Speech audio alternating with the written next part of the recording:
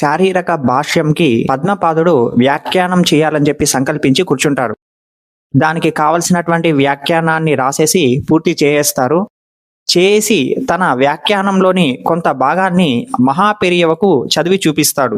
చూపించేసి తాను తీర్థయాత్ర చేయాలని చెప్పి అనుకుంటాడు. పెరియవ దగ్గర దానికి అనుమతి తీసుకొని బయలుదేరుతాడు పద్మపాదుడు. నేరుగా రామేశ్వరానికి వెళ్ళాలని తన యాత్రను ప్రారంభిస్తాడు.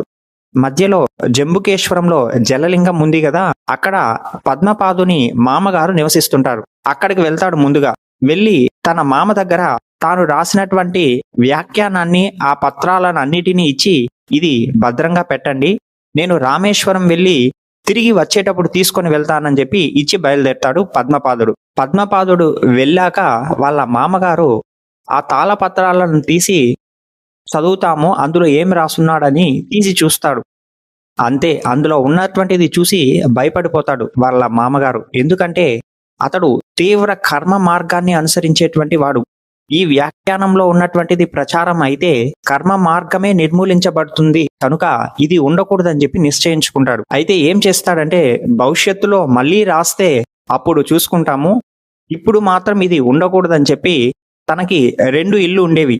ఒక పాత పూరి గుడిసె ఒకటి, ఇంకొక దానిలో అతను నివసించేటువంటి వాడు.